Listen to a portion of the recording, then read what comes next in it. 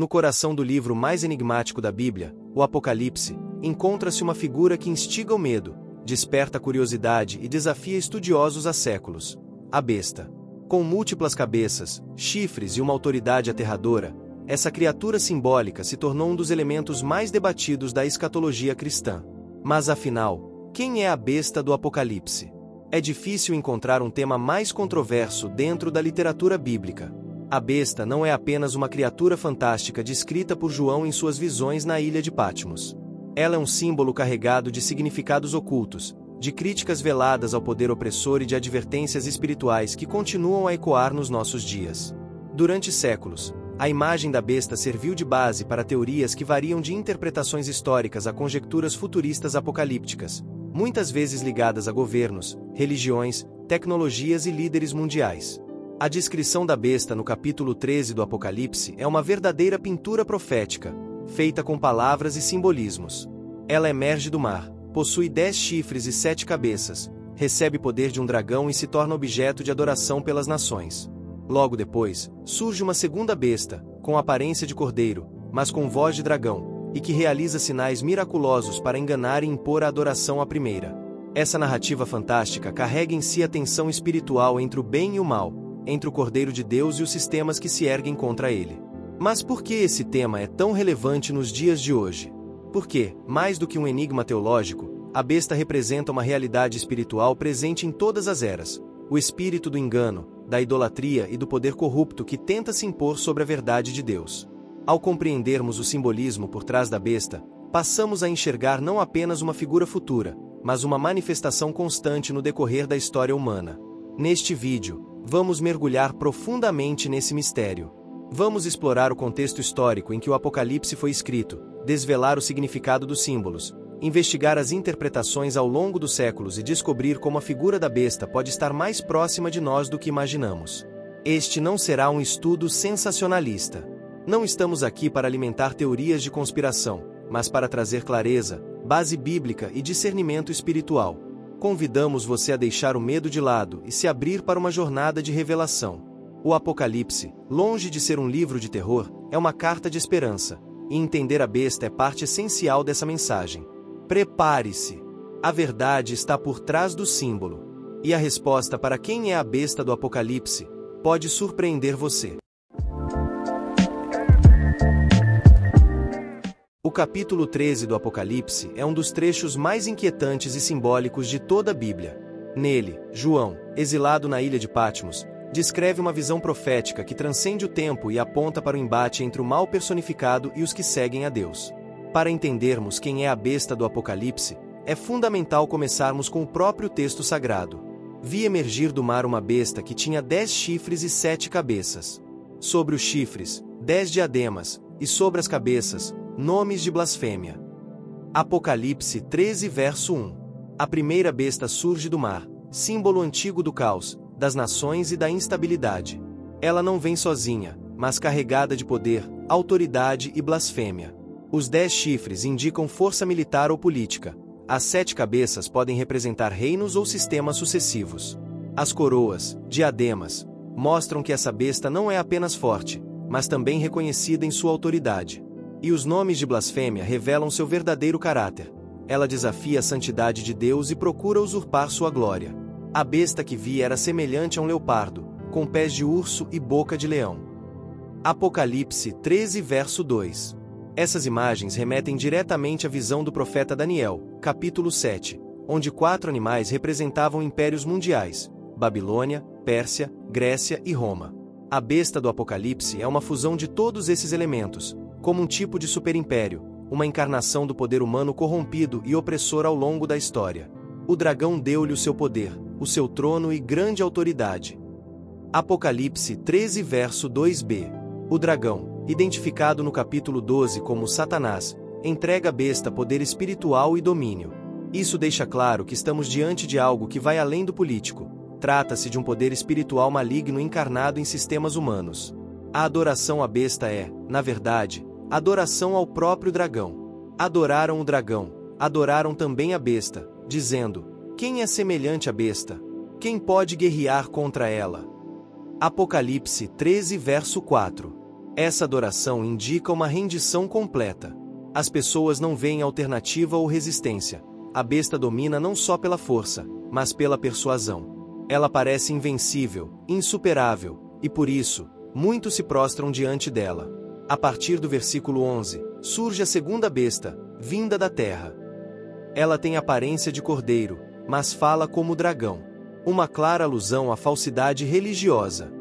Esta segunda figura exerce todo o poder da primeira e realiza sinais miraculosos, inclusive fazendo descer fogo do céu. Seu papel é seduzir as massas, promovendo a adoração à primeira besta e instaurando um sistema de controle global, marcado pelo infame número 666. Essas duas bestas, uma política e outra religiosa, formam, com o dragão, a chamada Trindade Satânica do Apocalipse. Um falso paralelo à Trindade Divina. É uma tentativa de imitação e distorção da obra de Deus, agora usada para enganar as nações. Compreender Apocalipse 13 exige atenção aos detalhes e ao contexto. João não está descrevendo monstros literais, mas forças espirituais atuando por trás de estruturas humanas. Seu alerta é claro: o mal pode se disfarçar de autoridade, religião e até de milagre. Para compreender plenamente a figura da besta do Apocalipse, é essencial mergulhar nas origens da linguagem apocalíptica usada por João. O Apocalipse de João não foi escrito em um vácuo, mas inserido em uma tradição literária, teológica e política muito bem estabelecida no mundo judaico e greco-romano do primeiro século. A palavra Apocalipse vem do grego apocalipsis, que significa revelação ou desvelar. Diferente do que muitos pensam, o gênero apocalíptico não trata apenas de previsões de fim do mundo, mas de revelações celestiais sobre a realidade espiritual escondida por trás do mundo visível. Esse tipo de literatura surgiu especialmente em tempos de crise e perseguição, quando os fiéis precisavam de esperança e resistência diante da opressão. A tradição apocalíptica já era conhecida entre os judeus, com destaque para o livro de Daniel, escrito durante a dominação grega, século II a.C. Nele, temos visões de bestas que representam impérios pagãos: leão, Babilônia, urso, Média-Pérsia, leopardo, Grécia, e uma quarta besta indescritível, Roma. Essa mesma linguagem será reutilizada por João, com atualizações e fusões simbólicas. No tempo em que João escreveu o Apocalipse, provavelmente entre os anos 90 e 100 d.C., o Império Romano dominava com mão de ferro o mundo conhecido. O imperador Domiciano, que muitos estudiosos associam ao contexto do livro, exigia culto à sua imagem como Senhor e Deus. A recusa dos cristãos em adorá-lo resultava em perseguição, tortura e até morte. João, impossibilitado de criticar diretamente o império por causa da censura e do perigo, utilizou linguagem cifrada. Em vez de escrever Roma ou César, ele descreve a besta. Em vez de nomear Satanás, ele fala do dragão. E para alertar os cristãos sem atrair a ira do Estado, ele cria uma narrativa profética simbólica, repleta de metáforas extraídas das escrituras hebraicas, da cultura apocalíptica judaica e da realidade política da época. O mar, por exemplo, de onde surge a besta, era associado ao caos e às forças do mal. Confronte com Isaías 17 versos 12 e 13, Salmo 74 versos 13 e 14. As cabeças e os chifres remetem à estrutura política dos reinos. A imagem do dragão é encontrada em textos como Isaías 27 verso 1, onde Leviatã representa o inimigo cósmico de Deus. O Apocalipse é, portanto, uma obra de resistência. Escondido sob símbolos, João encoraja os cristãos perseguidos. O sistema atual, por mais opressor que seja, é apenas temporário. E mesmo que pareça triunfar agora, ele será derrotado pelo Cordeiro. Compreender essa linguagem cultural e simbólica é vital para não cair em interpretações literais ou sensacionalistas. João não está descrevendo monstros do futuro, mas criticando poderes corruptos do presente. E sua mensagem continua viva. Em cada geração, o espírito da besta pode renascer. A pergunta que o texto nos propõe é: estamos atentos aos sinais ou seduzidos pelas falsas promessas do poder? Desde que o Apocalipse foi escrito, a figura da besta tem sido objeto de interpretações, especulações e debates apaixonados. Por ser uma imagem carregada de simbolismo e ambiguidade, ela permitiu, e continua permitindo, diversas leituras, moldadas pelo contexto histórico, político e religioso de cada época. Conhecer essas interpretações é essencial para entender o impacto e o alcance do símbolo. A interpretação mais aceita entre os estudiosos do Novo Testamento é que João se referia a Roma imperial como a grande besta. A cidade sobre 7 montes, Apocalipse 17 verso 9, era uma forma codificada de falar de Roma, conhecida assim entre seus habitantes. O culto ao imperador, exigido como prática cívica, era visto pelos cristãos como idolatria, e a recusa em participar disso os colocava em confronto direto com o poder do Estado. Muitos estudiosos apontam que o número 666 é uma referência cifrada ao nome do imperador Nero César. Usando a prática judaica da gematria, atribuição de valores numéricos às letras, o nome Neron Quezar em hebraico resulta exatamente em 666. Isso sugeriria que João via em Nero, ou no seu espírito, o exemplo máximo de perseguição satânica. Durante a Idade Média, com o crescimento do poder da Igreja Católica, algumas correntes passaram a identificar a besta com ameaças externas, como o Islã, que avançava sobre territórios cristãos. No entanto, com a chegada da Reforma Protestante, a interpretação ganhou uma reviravolta dramática. Reformadores como Martinho Lutero, João Calvino e outros passaram a identificar a besta não com uma religião rival, mas com o próprio sistema papal. A acusação era direta: a besta era o papado de Roma, visto como uma autoridade que usurpava o lugar de Cristo, exigia adoração e oprimia a verdadeira fé. Essa visão permaneceu dominante em muitas tradições protestantes por séculos. Panfletos, sermões e livros retratavam o Papa como anticristo e o Vaticano como centro da besta apocalíptica. Com o crescimento da escatologia futurista no evangelicalismo moderno, especialmente a partir do século XIX com o movimento dispensacionalista, a besta passou a ser vista como uma figura futura, ligada ao surgimento de um governo mundial, um ditador final ou até mesmo uma entidade tecnológica. Teorias ligam a besta a microchips, códigos de barras, redes sociais, a ONU, ou até plataformas digitais que poderiam controlar pensamentos e ações. Para outros, ela representa um sistema global de vigilância, uma espécie de Big Brother apocalíptico. Essas interpretações, muitas vezes populares, carecem de fundamentação textual e contexto histórico. No entanto, elas revelam uma inquietação legítima com os rumos da sociedade: centralização de poder, manipulação em massa, perda de liberdade e distorções religiosas. O grande risco, ao longo da história, tem sido usar a figura da besta como arma ideológica ou política para demonizar o outro. O símbolo, que deveria nos alertar sobre o mal que seduz e oprime, muitas vezes foi usado para justificar perseguições, guerras religiosas e intolerância. Por isso, é essencial voltar ao texto com humildade, discernimento e conhecimento histórico. A besta não é apenas o outro, ela pode ser o sistema que idolatramos, o poder que aceitamos sem questionar, ou a fé corrompida pela ambição. Uma das maiores armadilhas ao interpretar o livro do Apocalipse é tomar seus elementos literalmente. João escreve em um gênero profundamente simbólico, que exige sensibilidade para captar as camadas de significado por trás das imagens. A besta, longe de ser um monstro literal, é uma construção simbólica poderosa, repleta de referências ao Antigo Testamento e ao mundo espiritual. A besta que emerge do mar, Apocalipse 13 verso 1, carrega em si um símbolo antigo. Nas escrituras hebraicas, o mar é frequentemente associado ao caos, ao mal e à rebelião contra Deus. Diferente da terra firme, símbolo de estabilidade, o mar representa instabilidade, escuridão e forças ocultas. No Salmo 74 versos 13 e 14, por exemplo, Deus é descrito como aquele que divide o mar e derrota o monstro marinho Leviatã, figura que também aparece em Isaías 27 verso 1. Assim, a origem da besta aponta para uma força que nasce do caos, da desordem e da rebelião. Ela não é um governo comum, mas um sistema fundado na oposição à ordem divina.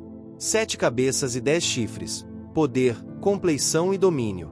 A descrição da besta com 7 cabeças e 10 chifres é cheia de significado. As cabeças simbolizam autoridade, e o número 7, na simbologia bíblica, representa plenitude ou totalidade.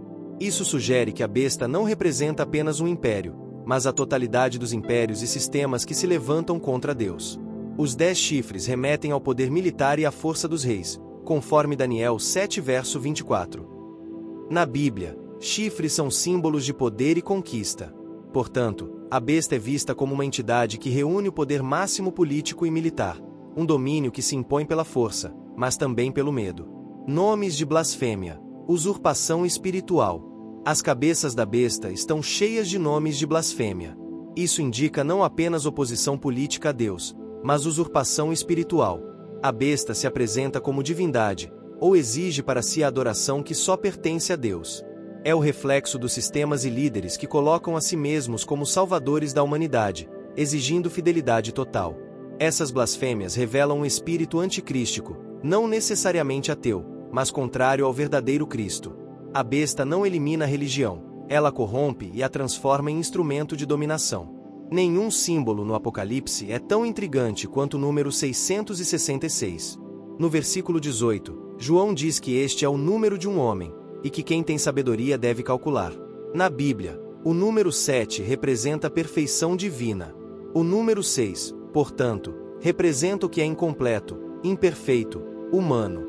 3 vezes repetido, 666, simboliza a plenitude da imperfeição. É a tentativa humana de se exaltar como Deus, mas sempre falhando. Muitos associam esse número a sistemas que colocam o homem no centro, substituindo a soberania de Deus por racionalidade, idolatria do poder ou culto à personalidade. Mais do que uma criatura do fim dos tempos, a besta representa uma realidade espiritual recorrente. O símbolo nos alerta para governos que exigem submissão total, religiões que pervertem a verdade, e sistemas que seduzem pelo conforto e pela falsa segurança. O símbolo da besta está vivo, não em um monstro literal, mas em tudo aquilo que, sob aparência de força, sabedoria ou religiosidade, afasta o coração humano de Deus. Se a primeira besta representa um sistema de poder visível, político, imperial ou até econômico, a segunda besta é mais sutil, mais perigosa. Ela surge da terra e, à primeira vista, parece inofensiva. Tem aparência de cordeiro, mas fala como um dragão. Apocalipse 13, verso 11. Essa dualidade entre aparência e essência é central para entendermos o papel desta figura, o engano religioso. Na Bíblia, o cordeiro está associado a Cristo, ao sacrifício, à pureza. Quando João descreve essa besta com aparência de cordeiro, está revelando que ela simula espiritualidade, imita a verdade, mas tem intenções corrompidas. Ela fala como dragão, ou seja, com a mesma autoridade mentirosa e opressora de Satanás. Esse é o grande perigo. A segunda besta não se impõe pela força, como a primeira, mas pela sedução religiosa, pelo engano espiritual. Ela representa líderes, instituições ou sistemas que se revestem de linguagem piedosa, espiritual, mas cuja mensagem está desconectada da verdade do Evangelho. Ela realiza grandes sinais, chegando a fazer descer fogo do céu à terra à vista dos homens. Apocalipse 13, verso 13. Esse falso profeta realiza sinais e prodígios, que impressionam e confundem. João nos alerta que nem todo milagre é prova da presença de Deus. O critério para discernimento não é o espetáculo, mas a fidelidade à palavra. A segunda besta representa o uso da religião como ferramenta de dominação, uma fé falsa que serve aos propósitos da primeira besta. Os falsos profetas já eram alertados por Jesus. Porque surgirão falsos cristos e falsos profetas operando grandes sinais e prodígios para, se possível, enganar até os eleitos. Mateus 24, verso 24. A segunda besta ordena que se faça uma imagem da primeira e que todos a adorem. Isso lembra o que ocorreu no livro de Daniel, quando Nabucodonosor ordena que todos se prostrem diante da sua estátua de ouro. Mais uma vez, o Apocalipse está dialogando com a história bíblica para revelar padrões repetitivos. O poder corrompido sempre busca adoração, e o falso religioso sempre colabora com o tirano.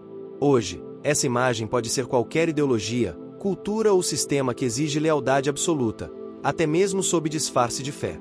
Pode ser uma doutrina distorcida, uma espiritualidade que promove o ego em vez do arrependimento, ou mesmo líderes religiosos que se colocam como mediadores entre Deus e os homens, quando esse lugar pertence somente a Cristo. No Apocalipse 19, verso 20, o falso profeta, agora claramente identificado como a segunda besta, é lançado no lago de fogo junto com a primeira besta.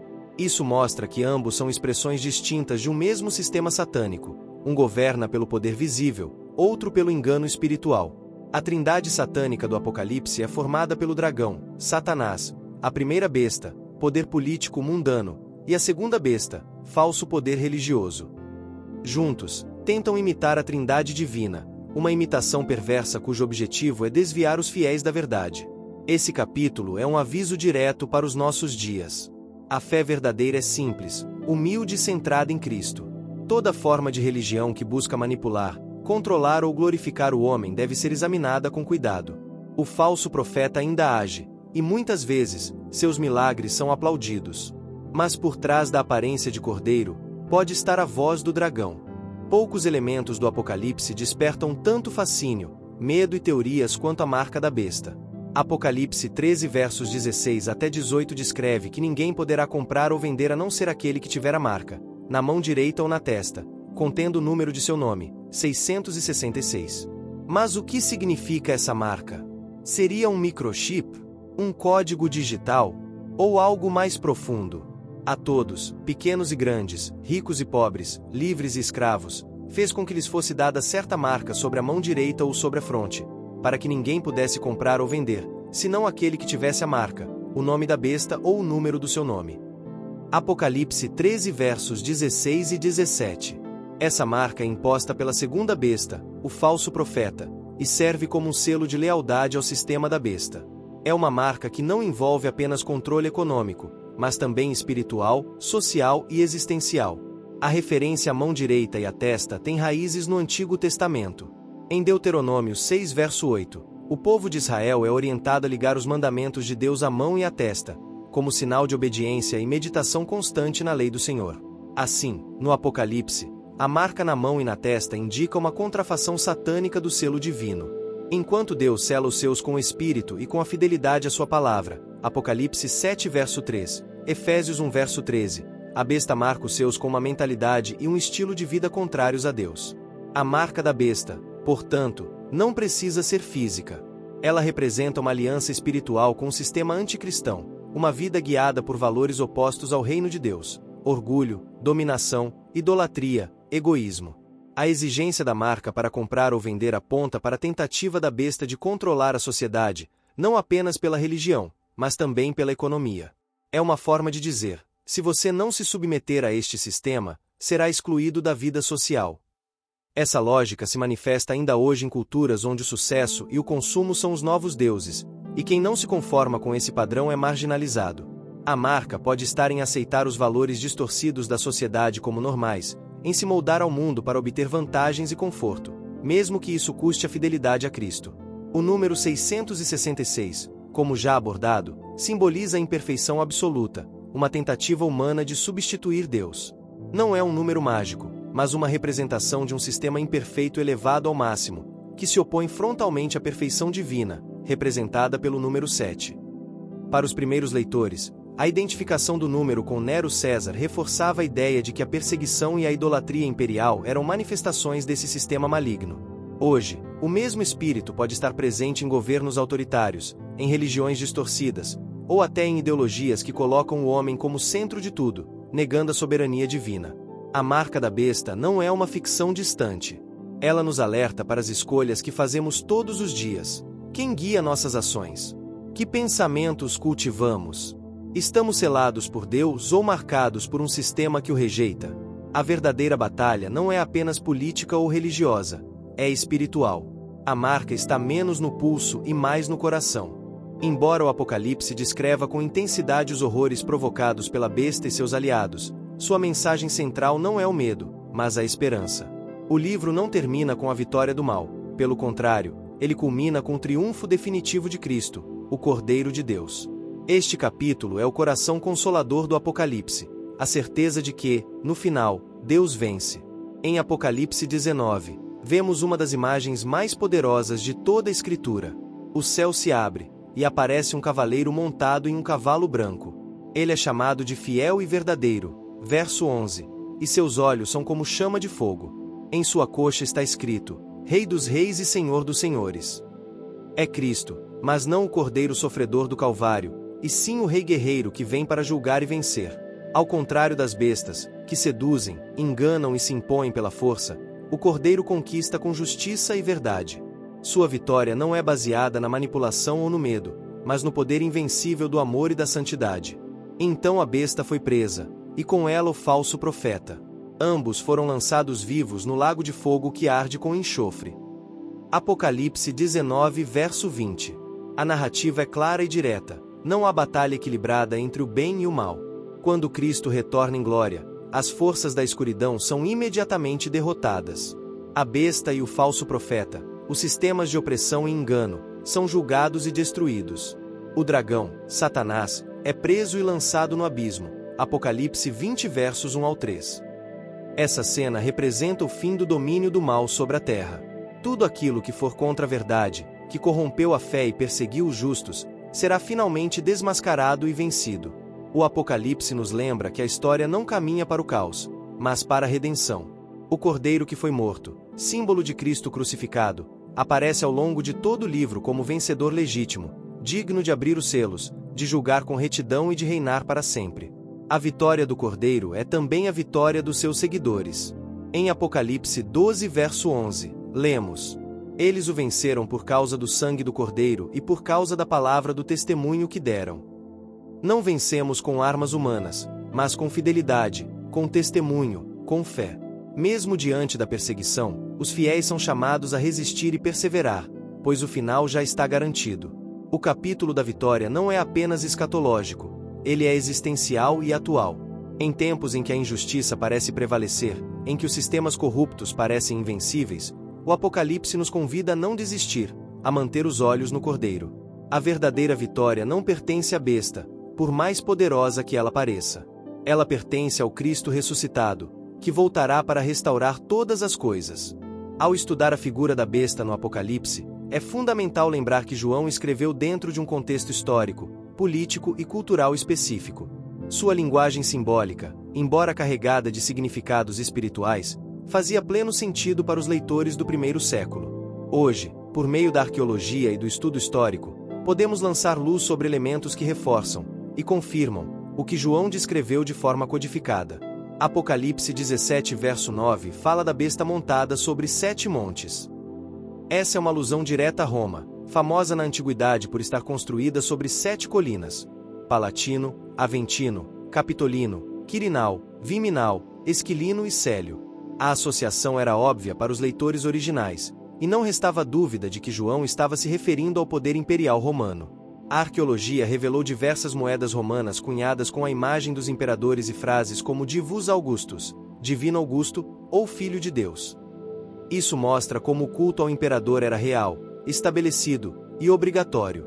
Recusar-se a oferecer incenso diante da estátua de César não era apenas um ato religioso, mas político, visto como traição ao Estado. Essas moedas, usadas em transações econômicas, também trazem à tona uma conexão com Apocalipse 13, verso 17, onde somente os que tinham a marca da besta podiam comprar ou vender. Na prática, não se submeter ao culto imperial podia resultar em boicote comercial, exclusão social e perseguição. João diz que o número da besta é número de homem, 666. Uma das interpretações mais sólidas vem da prática judaica da gematria, que associa valores numéricos às letras. Ao transliterar Nero César para o hebraico, Neron Quesar, a soma das letras dá exatamente 666. Essa evidência sugere que João via em Nero, e nos imperadores como ele, a encarnação do espírito da besta, com seu poder perseguidor, autoglorificação e violência contra os cristãos. Escavações nas cidades da Ásia Menor, as mesmas que receberam as cartas às 7 igrejas no início do Apocalipse, revelaram a existência de templos dedicados ao culto imperial. Sardes, Éfeso, Pérgamo, entre outras, tinham locais específicos para venerar o imperador como divindade. Pérgamo, inclusive, é chamada no Apocalipse de o trono de Satanás, Apocalipse 2, verso 13, possivelmente por abrigar um altar monumental a Zeus e também por ser um centro do culto ao imperador. Essas conexões mostram que João não estava criando um mito. Ele estava denunciando, com segurança e criatividade, uma realidade espiritual e política concreta. A besta não era apenas uma criatura simbólica do fim dos tempos, mas o sistema idolátrico e opressor encarnado em Roma e seus imperadores. A arqueologia, ao revelar os templos, moedas e inscrições imperiais, comprova a coragem profética de João e reforça o chamado do Apocalipse: discernir os tempos, resistir à adoração ao poder e permanecer fiéis ao Cordeiro. Ao estudar a besta do Apocalipse, é comum pensar em termos distantes, misteriosos e futuristas. No entanto, a verdadeira força do símbolo está justamente em sua atualidade perene. A besta não pertence apenas ao passado romano ou a um futuro apocalíptico distante. Ela se manifesta continuamente ao longo da história, e, sim, também hoje. O espírito da besta, de engano, controle, idolatria e poder absoluto, pode se infiltrar em sistemas políticos, religiosos, econômicos e culturais. O que João nos apresenta em Apocalipse 13 é mais do que uma criatura monstruosa. É um modelo de opressão, uma estrutura espiritual que busca se opor ao Cordeiro e seduzir a humanidade. Na prática, a besta pode assumir a forma de governos autoritários que exigem lealdade incondicional, como se fossem divindades. Pode se manifestar em sistemas econômicos que valorizam o lucro acima da vida humana, que oprimem os fracos e excluem os que não seguem as regras. Ela também aparece em ideologias totalitárias, que não toleram o diferente, que censuram vozes dissonantes e que perseguem os que se recusam a se ajoelhar diante de seus dogmas. A besta não precisa ter chifres, ela pode usar terno, falar com voz suave, prometer paz e segurança. Mas seu objetivo final é sempre o mesmo: tomar o lugar de Deus. A segunda besta, o falso profeta, também está ativa hoje. Trata-se de todo o sistema religioso que usa o nome de Deus para manipular, controlar e enganar. Quando a fé é usada como instrumento de dominação, quando milagres se tornam um espetáculo vazio e líderes se colocam como intocáveis, estamos diante da voz do dragão com aparência de cordeiro. A espiritualidade da besta promove um evangelho sem arrependimento, sem cruz, sem santidade. É uma religião confortável, que glorifica o homem em vez de exaltar Cristo. Ela pode parecer piedosa, mas leva as pessoas a adorar o sistema, não o Salvador. Muitos se perguntam se a marca da besta será um chip, uma tatuagem, um código genético. Mas o verdadeiro perigo é mais sutil. A marca da besta pode ser um estilo de vida.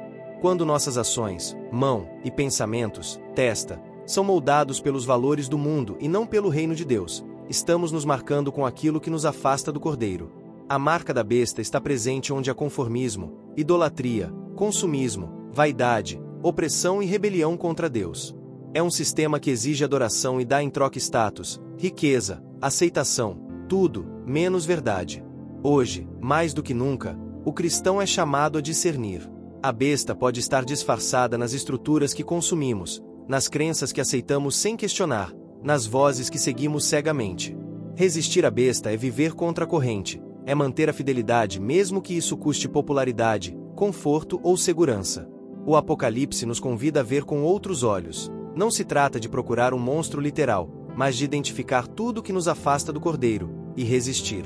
A grande pergunta é: será que já estamos marcados sem perceber? Depois de toda essa jornada simbólica, histórica, teológica e espiritual, voltamos à pergunta inicial: quem é a besta do Apocalipse? A resposta, como vimos, não está em um único nome, lugar ou tempo. A besta não é apenas um homem ou um governo, nem apenas um evento futuro. Ela é, antes de tudo, um sistema espiritual de oposição a Deus, que pode assumir diversas formas ao longo da história, e que continua agindo no presente.